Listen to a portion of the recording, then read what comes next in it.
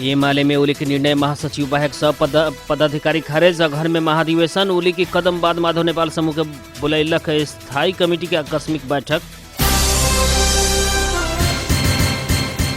पत्रकार महासंघ सर्लाही शाखा के उपाध्यक्ष ऊपर संघातिक आक्रमण, संसदीय दल के नेता चुने ना सकल जसपा, नेपाल सरकार के नेतृत्व में दावेदारी। प्रदेश 2 में 1,68,568 जने नागरिक लगैलक कोरोना विरुद्ध के सुई। आ भोज खाए गईल 12 में एक जने 18 दिन बाद मृत अवस्था में बरामद।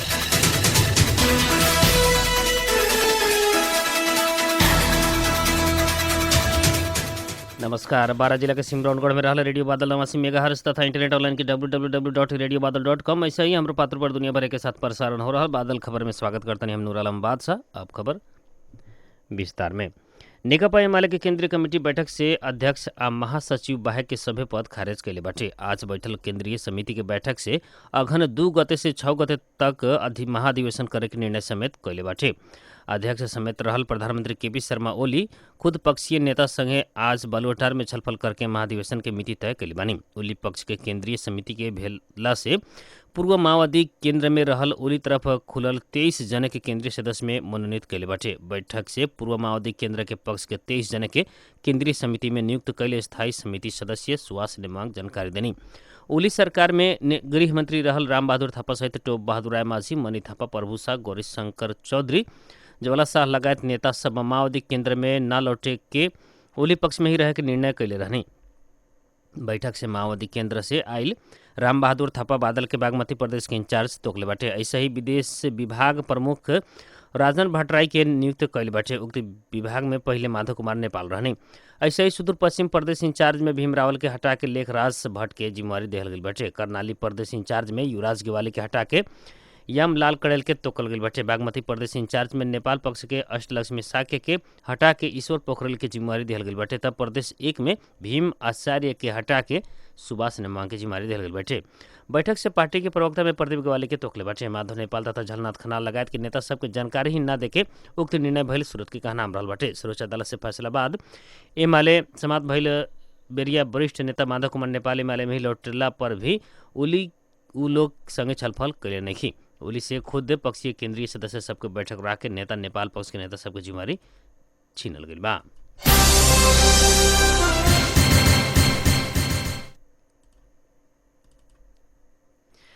नेकपा एमाले के वरिष्ठ नेता झलनाथ खनाल माधव कुमार नेपाल समूह स्थायी कमेटी के आकस्मिक बैठक बुलैले बानी। अध्यक्ष केपी शर्मा ओली से आज महासचिव बाहेक के पदाधिकारी सब हटावे के अपन समूह के नेता सबके जिम्मेवारी छीने के आ एक तरफी रूप में कैल महाधिवेशन के मिति घोषणा बाद खनाल नेपाल समूह से आकस्मिक स्थायी कमेटी के बैठक बोलाल गई बाटे। नेपाल पत्रकार महासंघ सर्लाही शाखा के उपाध्यक्ष तथा एभी न्यूज टेलीविजन के सर्लाही संवाददाता बख्तियार अली ऊपर सांघातिक आक्रमण भइल बाटे।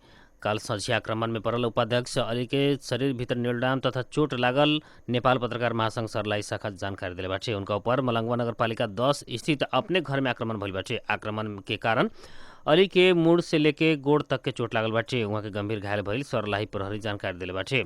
उपाध्यक्ष अली ऊपर उनकरे अपने घर अगाडि मोटरसाइकिल रोक के उनकर अपने भाई अंधाधुन आक्रमण कैले स्थानीय सब बतैले बानी। उपाध्यक्ष अली खुद ऊपर बेर बेर आक्रमण के प्रयास भइल बतैले बानी।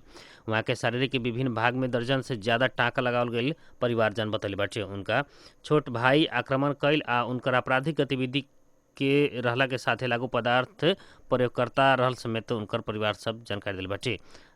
भाई ऊपर आक्रमण करके वहाँ के फरार रहल अली के परिवार बदल बाटे। वहाँ के यथाशीघ्र पकड़ाव करके आवश्यक कार्रवाई करेला जिला प्रहरी कार्यालय सर्लाही संगे मांग समेत कल गई बा।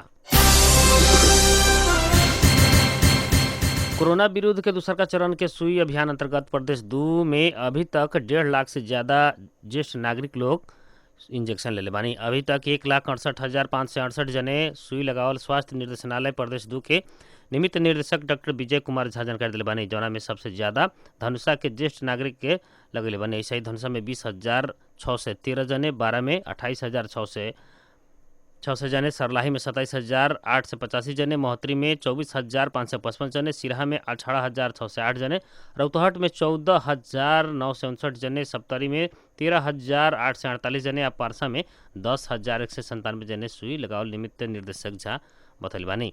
बीतल एतवार से शुरू भइल दूसरका चरण के खोप अंतर्गत 3,72,211 जना के सुई लगावे के लक्ष्य लिहल गइल बाटे, जना मध्य अभी तक 46% सुई लगा जा चुकल स्वास्थ्य निदेशालय जानकारी दिल बाटे।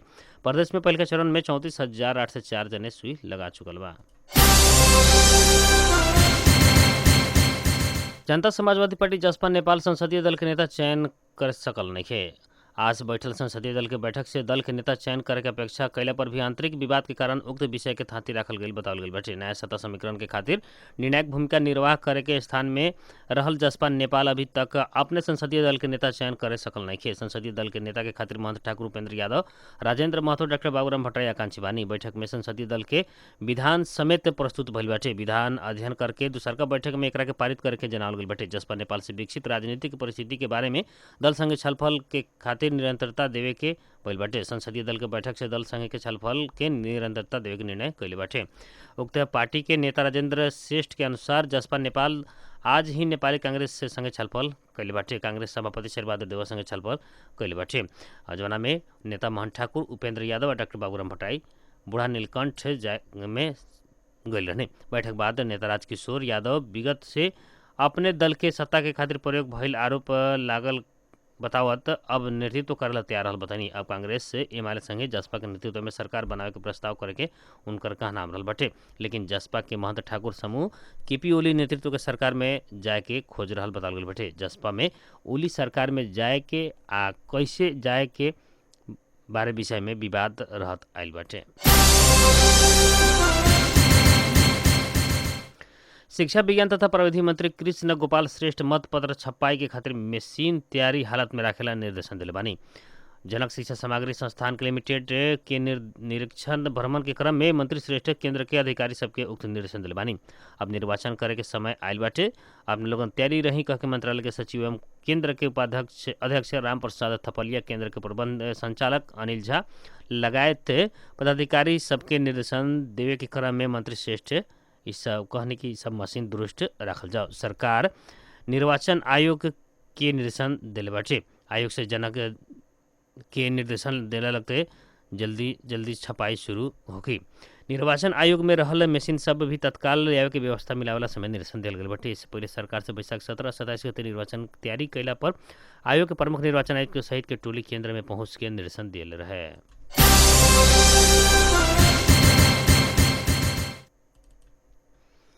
लागू औसत सहित रौतहट से प्रहरी जवान सहित 2 जने के पकड़ाव कैले बाटे। पकड़ाव पर वाला इलाका प्रहरी कार्यालय हरिपुर सरलाही दरबंदी भइल। इलाका प्रहरी कार्यालय हरिवन सरलाही में कार्यरत प्रहरी जवान रौतहट चंद्रपुर नगर पालिका 3 गाड़ा टार रहे वाला 32 वर्ष के कमल धामिया उहे स्थान के 30 वर्ष के राजू कुमार रहल प्रहरी जानकारी दिले बाटे। सुराखी के आधार में रौतहट प्रहरी चंद्रपुर नगर पालिका के 4 स्थित पूर्व पश्चिम लेक मार्ग अंतर्गत परवल चंदिंगापुर चौक में चेक जांच करे क्रम में 2 जन के पकड़ाव कैले बाटे। प्रहरी जवान धामी से चलावल आइल ना 58 प 9548 नंबर के मोटरसाइकिल के रोक के चेक जांच कैले पर मोटरसाइकिल के पछाड़ी बैठल कुमार हाथ से समात के राखल झोरा भीतर 900 पीस लागू औषध निट्राजेपाम टैबलेट बरामद कल गए। रौतहट के प्रहरी प्रवक्ता एवं प्रहरी न्यायपरीक्षक भरत सेठ जानकारी दिले बानी। हिरासत में रख के 2 जने ऊपर थप अनुसंधान हो रहा वहाँ के बतैले बानी।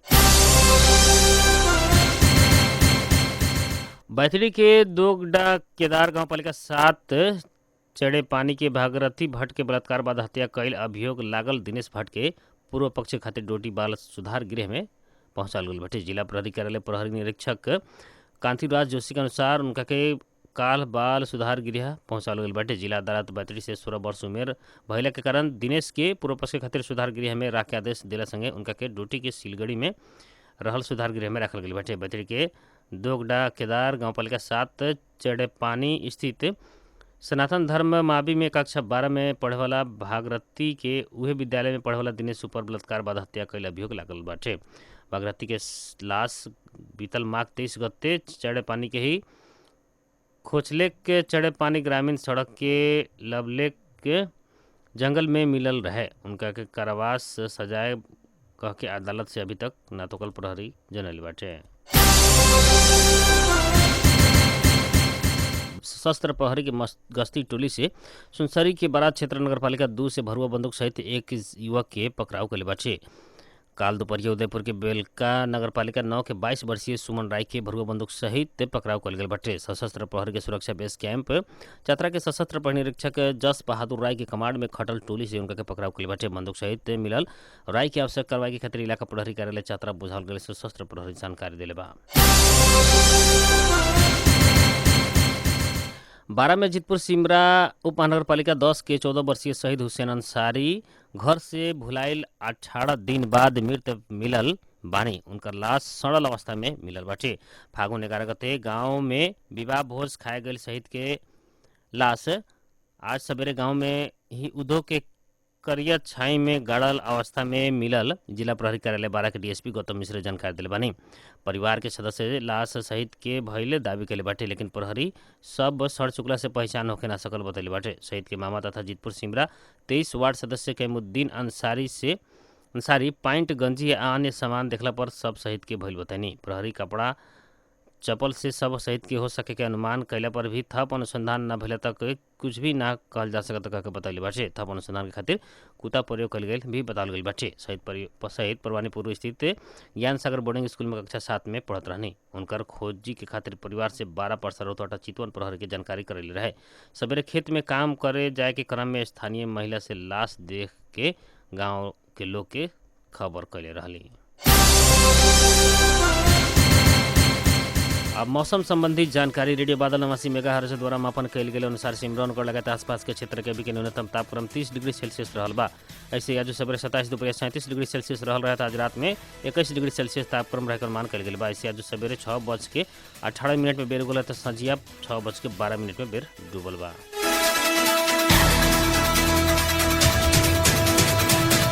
आज के खातिर बादल खबर इतने जाते जाते प्रमुख खबर एक बार फिर से एमाले में ओली के निर्णय महासचिव बायक सब पदाधिकारी खारिज। घर में महाधिवेशन ओली के कदम बाद माधव नेपाल समूह बुलेल के स्थायी कमेटी के आकस्मिक बैठक। पत्रकार महासंघ सरलाई शाखा के उपाध्यक्ष ऊपर संघाती के आक्रमण। संसदीय दल के नेता चुने ना सकल जसपा नेपाल सरकार के नेतृत्व में दावेदारी। प्रदेश 2 में 1,68,568 ज्येष्ठ नागरिक के लगेले कोरोना विरुद्ध के सुई आ भोज खाए गई 12 में एक जने 18 दिन बाद मृत अवस्था में बरामद। 12 जिला के सिमरौनगढ़ में रहल रेडियो बादल 89 मेगाहर्ट्ज तथा इंटरनेट ऑनलाइन के www.radiobadal.com ऐसे ही हमारे पात्रों पर दुनिया भर के साथ प्रसारण हो रहा बादल खबर से प्राविधिक मित्र रुस्तम सहित हम नूर आलम बादशाह की विदा दी। नमस्कार।